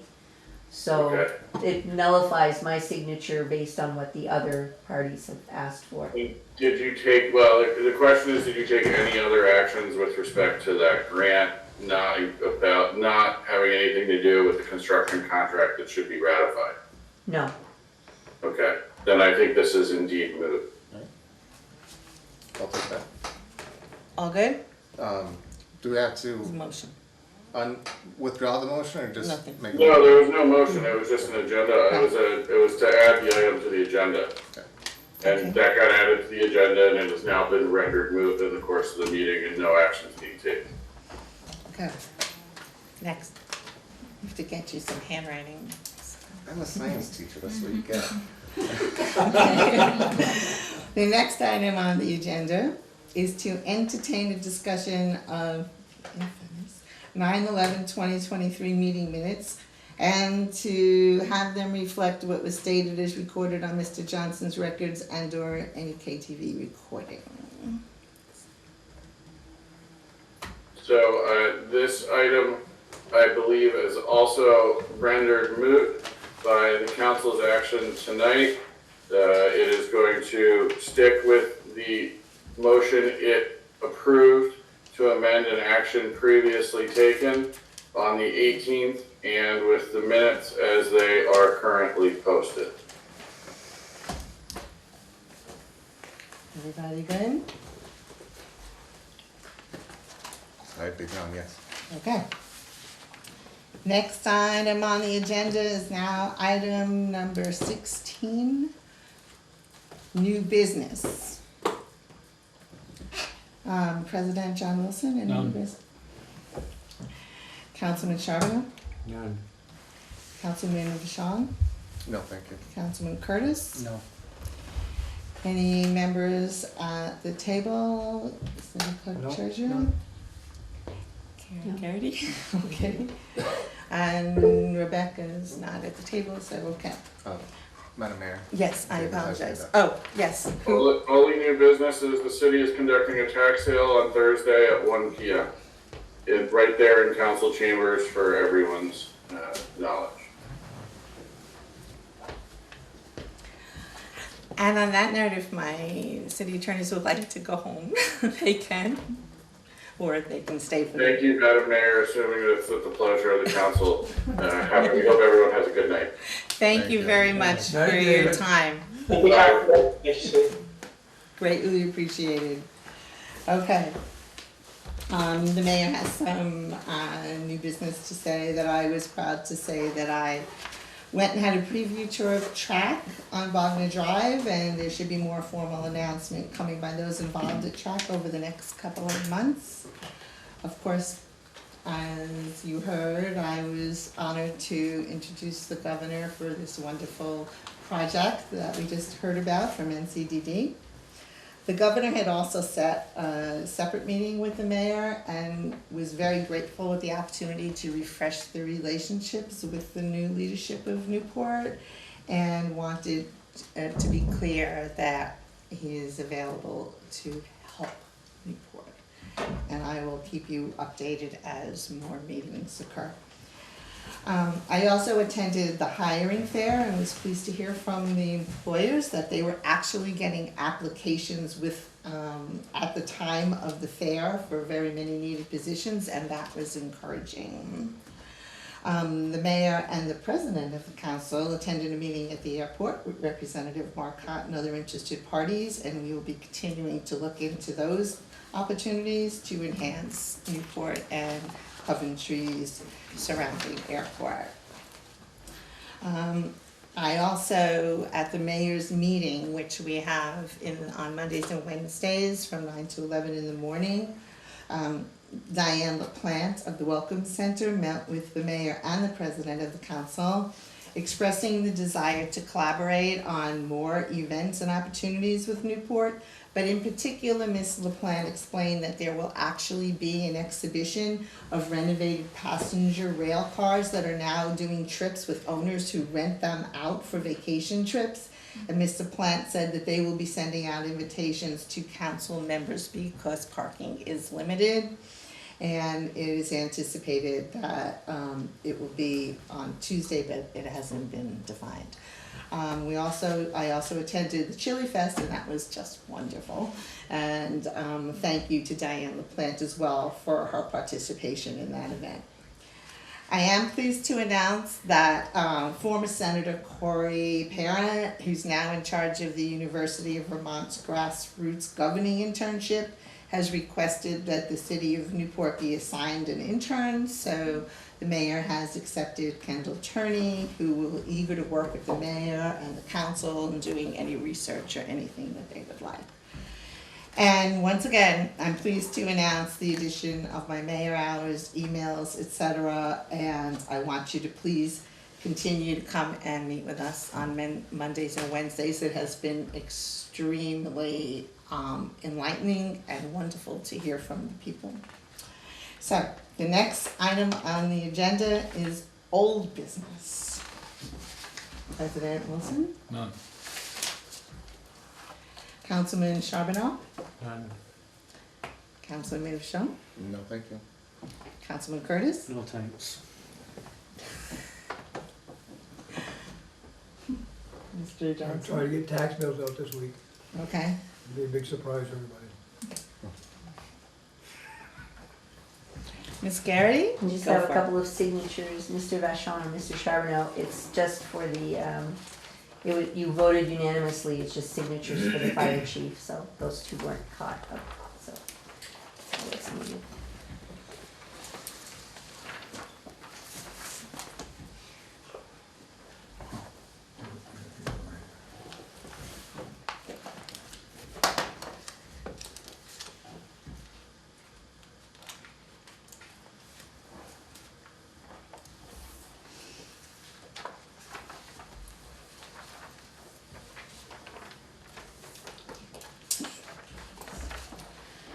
Okay, the next item on the agenda is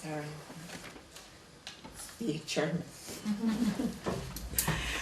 So, do I hear a motion to adjourn the meeting at 10:10 p.m.? Oh, did I miss something? Oh, I apologize, roll that back. Roll that back. Okay, the next item on the agenda is to set the regularly scheduled council meeting for October 16th, 2023 at 6:30 p.m. All in favor?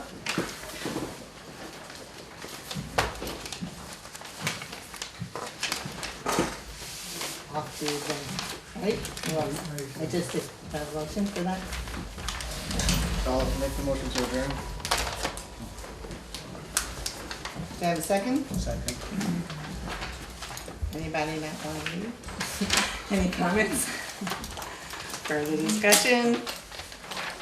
All those in favor say aye. Aye. Opposed say nay. The ayes have it, and we are adjourned.